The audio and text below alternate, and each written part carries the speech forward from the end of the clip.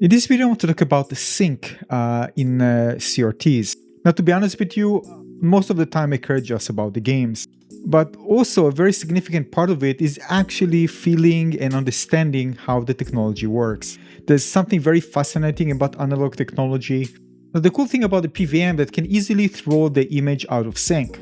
I just click a button and it's out of sync. As you can see, it's very messy. But at the same time, to be honest, it's just so cool. I just enjoy playing with it.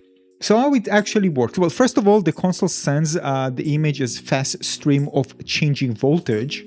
Now, of course, there are different signals, but basically, to put it very simple, the cable sending color and brightness data for the exact moment is actually should show on the screen.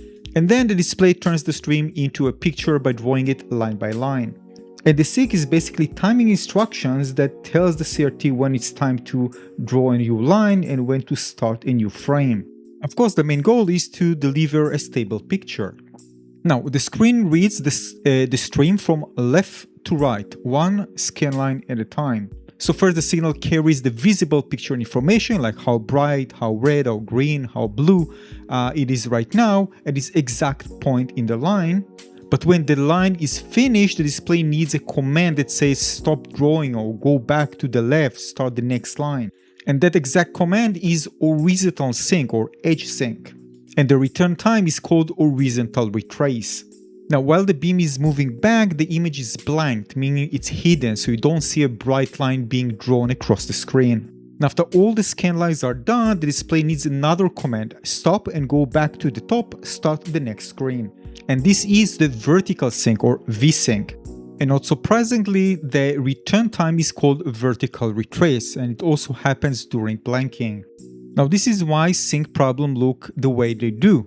If HSync is wrong, the screen loses the start point of each line. So what you get is sideways bending, tearing, wobbling, or line shifting left and right. Now, if VSync is wrong, the screen loses the start point of the whole frame. So the picture rolling up or down or just cannot lock vertically.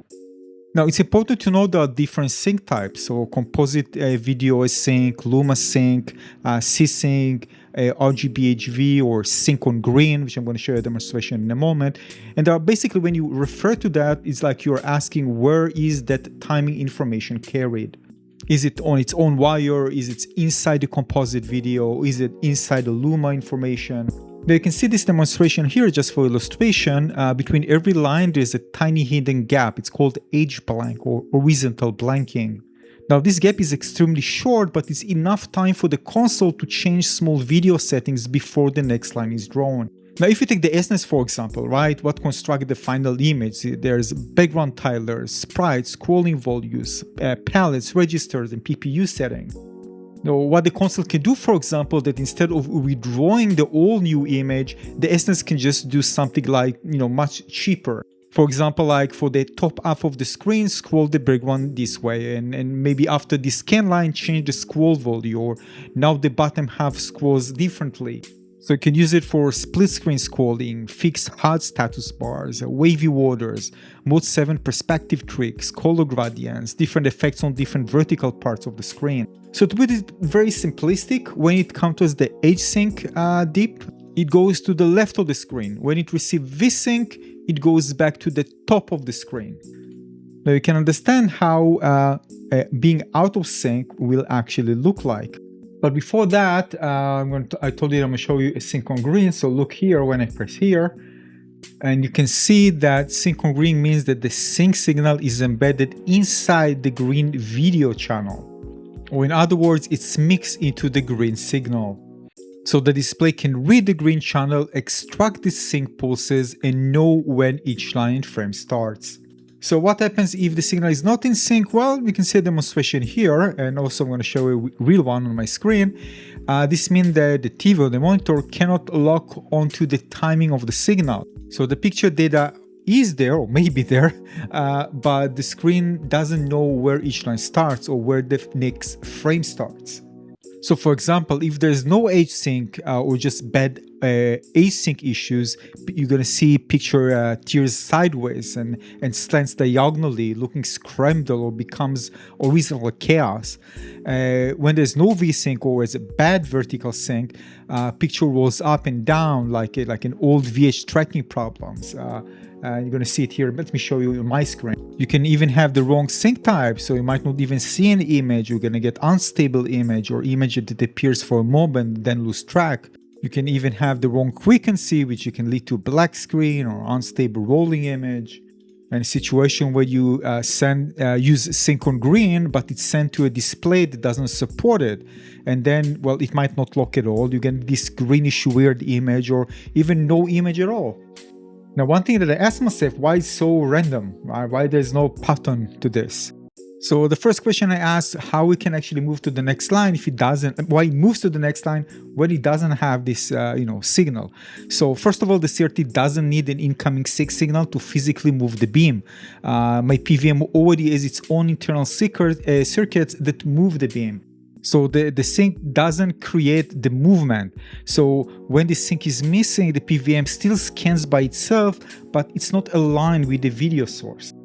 Like for example, if the console sends frames exactly 60 Hz and the PVMA free one is something like 59.6, 58.9, something like that, those source frames basically will slowly drift against each other, and the drift looks like the image moving up and down.